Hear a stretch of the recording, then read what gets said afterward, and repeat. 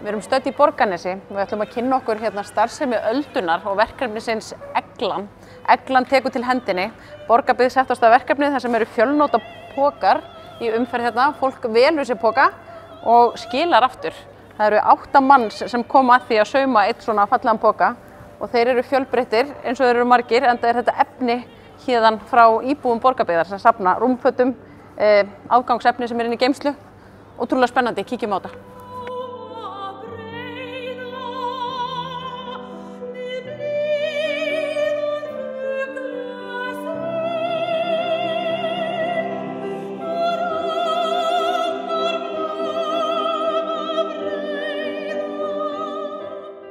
Egla er umhverfisverkefni hjá Borgarbyggð sem hófst fyrir ári síðan, en undirbúningurinn hófst kannski fyrir 2 árum þegar við komumst í meirihluta hjá Samfylkingunni með sjálfstæðismönnum hér í Borgarbyggð og þá langaði okkur svo að leggja aðeins meiri áherslu á umhverfismál hérna af því að það hefur ekki mikið verið gert.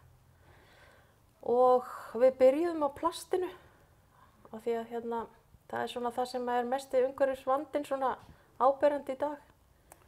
Þannig að við byrjuðum þar. Það er að sporna við plastnotkun þá. Já, og byrjuðum á verkefni sem við köllum poki að láni og fórum í samstarf við Ölduna sem er sem sagt verndaður vinnustofur hérna og þau eru að sauma margnota poka sem eru merktir sem sagt poki að láni. Svo kallaði búmerangpokar á útlensku, mér langaði ekki að hafa útlenskuna. Já, að þeir fara í burt og koma aftur tilbaka. Já.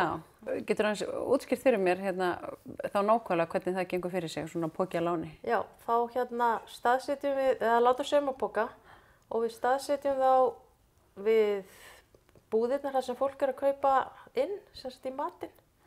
Þannig að ef að fólk gleymir margnótapókanum sínum, við gerum ráð fyrir að fólk bara eigi margnótapóka, þá getur það farið í þessar körfur og sótt sér póka og þá þarf það ekki að kaupa plast. Í byrjun vorum við að hugsa hvort við ættum að bara gefa heimilunum margnótapóka, en það eru kannski bara til svona 5-6 pókar á hverju heimili. Það var ekki vandamáli fannst okkur, þannig að við ákváðum að fara þessa leið.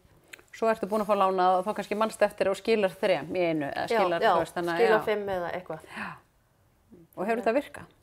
Þetta er ekki, við erum komin út með 990 póka, við erum búin að sauma það, en þetta er ekki farið að virka eins og svona tannhjól. En við erum að bíða eftir því að vera búin að setja út nógu marga póka til þess að þetta fara að skila sér. Körfurnar eru alltaf oft tómar, sko. Hvað eru að gera hérna í Öldunni? Heyrðu, við erum að sauma pókana, eglupókana og svo er kertin og skartgripagerð og svo erum við að gera seríur úr eggjabokkum og svo erum við að gera prjónamerki og bara ýmislegt sem okkur dettur í hug, klippa tuskur, olíutuskur, en aðalega pókarnir. Er það ekki hérna líka dálítið svona, innspýting inn í ykkar starf að fá svona samstarf við Borgarbyggð? Það er rosa gott, það eru líka sér maður tilgangin eða þá sjá tilgangin af hverju þau eru að sauma pókana. Þú ert að sauma pókana frægu. Já. Hvernig ferli er það? Það er bara gott ferli. Ég kunni ekkert að sauma fyrir ég kom hingað.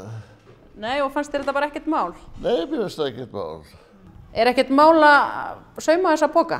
Nei. Minnsta málið, þú fær létt með þetta? Já. En þið eru í ýmsu öðru heldur en pókunum hérna. Hvað eru þið líka að gera? Já, við erum búið til kerti. Já. Ég hef líka verið í því og svo erum við líka að búa til skartgripi hérna. Þið eru ansi fjölhæf. Já. Ég hef svolítið verið í skartgripunum.